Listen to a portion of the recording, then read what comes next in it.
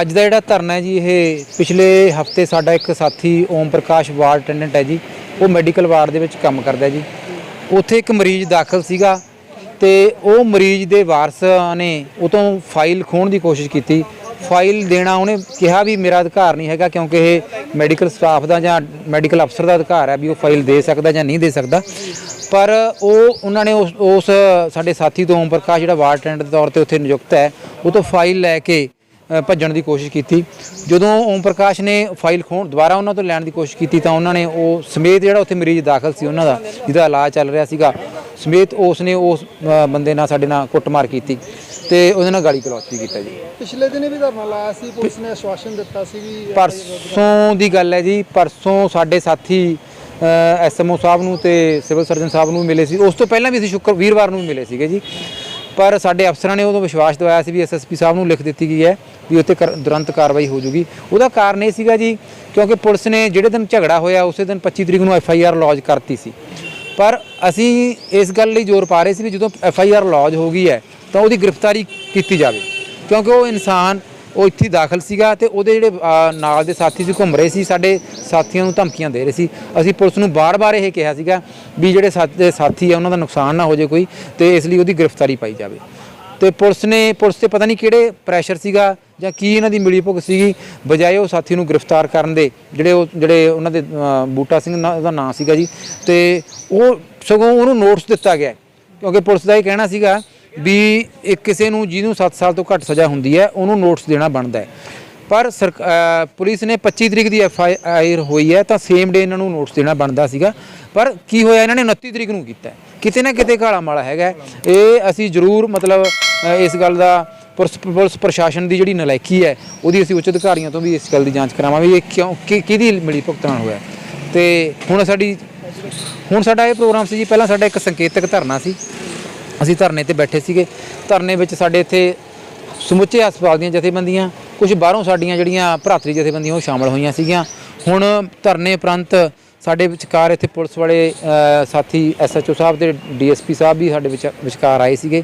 ਉਹ ਵੀ ਸਾਨੂੰ ਵਾਰੀ-ਵਾਰੀ ਇਹੀ ਪੁੱਛ ਰਹੇ ਸੀ ਵੀ ਤੁਸੀਂ ਕੀ ਚਾਹੁੰਦੇ ਹੋ। ਉਹਨਾਂ ਨੂੰ ਵੀ ਇਹੀ ਗੱਲ ਦੱਸੀ ਗਈ ਸੀ ਵੀ ਸਾਡਾ ਜਿਹੜਾ ਉਹ ਸਾਥੀ ਉਹਨਾਂ ਨੂੰ ਗ੍ਰਿਫਤਾਰ ਕੀਤਾ ਜਾਵੇ, ਅਸੀਂ ਉਸ ਤੋਂ ਮਗਰੋਂ ਧਰਨਾ ਚੱਕ ਦਿਆਂਗੇ। ਹੁਣ ਅੱਜ ਸਾਡੀ ਜਿਹੜੀ ਜਥੇਬੰਦੀਆਂ ਦੀ ਮੀਟਿੰਗ ਹੋਈ ਉਹਦੇ 'ਚ ਫੈਸਲਾ ਕੀਤਾ ਗਿਆ ਵੀ ਅਸੀਂ ਜਿਹੜਾ ਕੱਲ੍ਹ ਨੂੰ ਕੱਲੀਆਂ ਐਮਰਜੈਂਸੀ ਸੇਵਾਵਾਂ ਛੱਡ ਕੇ ਸਮੁੱਚੇ ਹਸਪਤਾਲ ਦਾ ਜਿਹੜਾ ਕਾਰਜ ਹੈ ਉਹ ਬੰਦ ਕੀਤਾ ਜਾਊਗਾ, ਜਿੰਨਾ ਚਿਰ ਇਹ ਜਿਹੜੇ ਦੋਸ਼ੀ ਨੇ ਉਹਨਾਂ ਨੂੰ ਗ੍ਰਿਫਤਾਰ ਨਹੀਂ ਕੀਤਾ। ਜਿਹੜਾ DSP ਸਾਹਿਬ ਨਾਲ ਗੱਲ ਹੋਈ ਉਹਨਾਂ ਨੇ ਆਸ਼ਵਾਸਨ ਦਿੱਤਾ। DSP ਸਾਹਿਬ ਵੀ ਉਸੇ ਗੱਲ ਦੇ ਵਿੱਚ ਸੀਗੇ ਜੀ, ਮਤਲਬ ਗੱਲ ਉਹਨਾਂ ਨੇ ਕੋਈ ਸਿਰੇ ਸਰਾਣੇ ਨਹੀਂ ਲਾਈ। ਉਹੀ ਗੱਲ ਹੈ ਵੀ ਅਸੀਂ ਨੋਟਿਸ ਦਿੱਤਾ ਹੋਇਆ ਜੀ, ਇਸ ਗੱਲ ਨੂੰ ਵੀ ਮੰਨਦੇ ਆ, ਇਸੇ ਮੰਨ ਕੇ ਗਏ ਆ ਵੀ ਸਾਡੇ ਤੋਂ ਕਿਤੇ ਨਾ ਕਿਤੇ ਕੁਤਾਹੀ ਹੋਈ ਹੈ ਵੀ 25 ਤਰੀਕ ਨੂੰ ਜਿਹੜਾ ਨੋਟਿਸ ਦੇਣਾ ਬਣਦਾ ਸੀ ਅਸੀਂ 29 ਨੂੰ ਦਿੱਤਾ। ਕੁਤਾਹੀ ਨਹੀਂ ਹੋਈ ਜੀ, ਜਾਣਬੁੱਝ ਕੇ ਕੀਤਾ ਗਿਆ। ਸਮਾਂ ਦਿੱਤਾ ਜਾ ਰਿਹਾ ਵੀ ਤਾਂ ਜੋ ਉਹਨਾਂ ਦੀਆਂ ਐਂਟੀਸਪੇਟਰੀ ਬੇਲਾਂ ਹੋ ਜਾਣ ਤੇ ਉਹ ਬੰਦੇ ਜਿਹੜੇ ਉਹ ਇਸ ਤਰ੍ਹਾਂ ਇਸ ਮਤਲਬ 'ਚ ਨਿਕਲ ਸਕਣ। ਜੇ ਕੱਲ੍ਹ ਨੂੰ ਵੀ ਤੁਹਾਡਾ ਕੱਲ੍ਹ ਨੂੰ ਸਾਡਾ ਇਹ ਹੈ ਜੀ, ਕੱਲ੍ਹ ਨੂੰ ਅਸੀਂ ਸਵੇਰੇ ਸਮੁੱਚਾ ਹਸਪਤਾਲ ਦਾ ਕੰਮ ਠੱਪ ਕਰਾਂਗੇ, ਚਾਹੇ ਸਾਡਾ ਸਿਵਲ ਸਰਜਨ ਦਫ਼ਤਰ ਹੈ ਜੀ, ਚਾਹੇ ਉਹ ਸਾਡਾ OPD ਸਟਾਫ ਹੈ ਜੀ, ਸਾਰੇ ਇਕੱਲੀਆਂ ਐਮਰਜੈਂਸੀ ਸੇਵਾਵਾਂ ਛੱਡ ਕੇ ਅਸੀਂ ਬਾਕੀ ਸਮੁੱਚੇ ਹਸਪਤਾਲ ਦੇ ਜਿਹੜੇ ਸਾਥੀ ਹੈ ਉਹ ਸਾਥੀ ਓਮ ਪ੍ਰਕਾਸ਼ ਦੇ ਹੱਕ ਦੇ ਵਿੱਚ ਇੱਥੇ ਬੈਠਣਗੇ।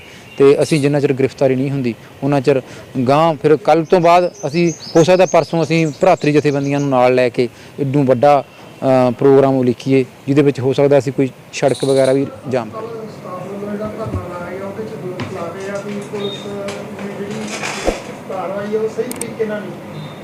ਨਹੀਂ, ਮੈਂ ਉਹਨਾਂ ਨੂੰ ਮਿਲਿਆ, ਉਹਨਾਂ ਨੂੰ ਸਾਰਾ ਮੈਂ ਸਮਝਾਇਆ ਕਿ ਅਸੀਂ ਜਿਹੜਾ ਹੈ 25 ਤਰੀਕ ਨੂੰ 25 ਅਪ੍ਰੈਲ ਨੂੰ ਨਾ ਇੱਥੇ ਇੱਕ ਪੇਸ਼ੈਂਟ ਦਾਖਲ ਸੀ ਬਹਾਦਰ ਸਿੰਘ ਨਾਮ ਦਾ, ਹੈਪੇਟਾਈਟਿਸ ਦਾ ਸੀਰੀਅਸ ਪੇਸ਼ੈਂਟ ਸੀ। ਉਹਦੇ ਨਾਲ ਇੱਕ ਅਟੈਂਡੈਂਟ ਸੀ ਬੂਟਾ ਸਿੰਘ, ਉਹਦਾ ਸਕਾ ਭਰਾ। ਉਹਦਾ ਕੋਈ ਟੈਸਟ ਰਿਕਮੈਂਡ ਕੀਤੇ ਸੀ ਡਾਕਟਰ ਸਾਹਿਬ ਨੇ। ਉਹ ਜਦੋਂ ਟੈਸਟ ਜਿਹੜੇ ਹੈਗੇ ਆ ਉਹ ਕਰਵਾਉਣ ਗਿਆ ਲੈਬ ਦੇ ਵਿੱਚ ਤਾਂ ਉਹਨੂੰ ਕਿਹਾ ਗਿਆ ਕਿ ਇਹ ਟੈਸਟ ਅਧੂਰੇ ਆ, ਇਹਦੇ 'ਤੇ ਸੂਚਨਾ ਜਿਹੜੀ ਦਰਜ ਨਹੀਂ ਹੈ ਪ੍ਰੋਪਰ।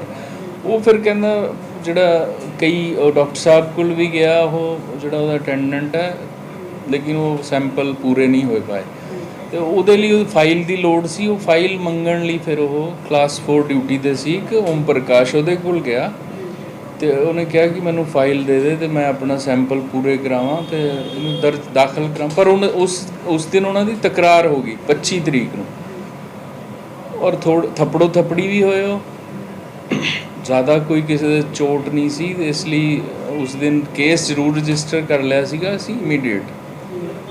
ਪਰ ਉਹ ਜਿਹੜਾ ਪੇਸ਼ੈਂਟ ਸੀਰੀਅਸ ਹੋਣ ਕਾਰਨ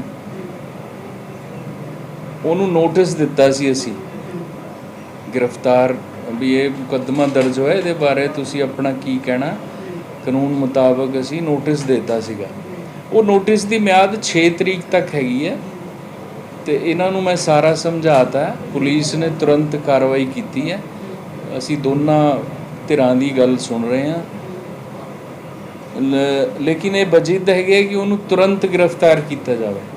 ਤਾਂ ਉਸ ਬਾਰੇ ਅਸੀਂ ਆਪਣੇ ਕਾਨੂੰਨੀ ਮਾਹਰਾਂ ਨਾਲ ਰਾਏ ਕਰਕੇ ਜੋ ਵੀ ਬਣਦੀ ਕਾਰਵਾਈ ਉਹ ਕਾਨੂੰਨ ਅਨੁਸਾਰ ਕਰਾਂਗੇ। ਇੱਕ ਸਰ ਉਹ ਇਹ ਗੱਲ ਕਹਿ ਰਹੇ ਵੀ ਜਿਹੜਾ ਨੋਟਿਸ ਆ 29 ਨੂੰ ਦਿੱਤਾ, ਜਦੋਂ ਕਿ 25 ਨੂੰ FIR ਬਣ ਗਈ, ਅਗਲੇ ਦਿਨ ਦੇ ਦੇਣਾ ਚਾਹੀਦਾ। ਹਾਂ ਨਹੀਂ, ਮੈਂ ਉਹੀ ਦੱਸਿਆ ਨਾ ਜੀ, ਜੋ ਉਸ ਦਿਨ ਜਦੋਂ ਉਹਦੀ ਹਾਲਤ ਹੈ ਉਹ ਠੀਕ ਨਹੀਂ ਸੀ, ਅਟੈਂਡੈਂਟ ਇੱਕੋ ਹੀ ਸੀਗਾ ਤੇ ਇਸ ਕਰਕੇ ਜਿਹੜਾ ਇਹ 2 ਦਿਨ ਉਹਦੇ ਕਰਕੇ ਦੇਰੀ ਹੋਈ ਹੈ ਨੋਟਿਸ ਦੇਣ 'ਚ।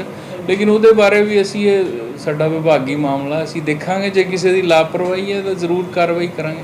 ਕੱਲ੍ਹ ਨੂੰ ਵੀ ਸਰ ਕਹਿ ਰਹੇ ਆ ਵੀ ਅਸੀਂ ਦੁਬਾਰਾ ਧਰਨਾ ਲਾਵਾਂਗੇ। ਹਾਂਜੀ ਹਾਂ, ਉਹਨਾਂ ਦਾ ਜੋ ਮੈਂ ਗੱਲ ਕੀਤੀ ਹੈ ਉਹਨਾਂ ਦਾ ਇਹੀ ਕਹਿਣਾ ਕਿ ਜਦੋਂ ਤੱਕ ਉਹ ਗ੍ਰਿਫਤਾਰ ਨਹੀਂ ਹੁੰਦਾ ਉਦੋਂ ਤੱਕ ਅਸੀਂ ਧਰਨਾ ਲਾਵਾਂਗੇ। ਲੇਕਿਨ ਸਾਡੀ ਗੱਲਬਾਤ ਜਾਰੀ ਹੈ, ਅਸੀਂ ਉਹਨਾਂ ਨੂੰ ਜਿਹੜੇ ਕਾਨੂੰਨੀ ਪਹਿਲੂ ਹੈ ਉਹ ਸਮਝਾ ਰਹੇ ਹਾਂ ਤੇ ਜਲਦੀ ਇਹਦਾ ਕੋਈ ਹੱਲ ਨਿਕਲ ਆਏਗਾ। ਸਰ ਜਿਹਨੂੰ ਦੋਸ਼ੀ ਕਹਿ ਰਹੇ ਉਹਦੇ ਵੱਲੋਂ ਵੀ ਇੱਕ ਦਰਖਾਸਤ ਦਿੱਤੀ ਗਈ, ਉਹਦੇ 'ਤੇ ਵੀ ਕੋਈ ਕਾਰਵਾਈ ਹੋਈ?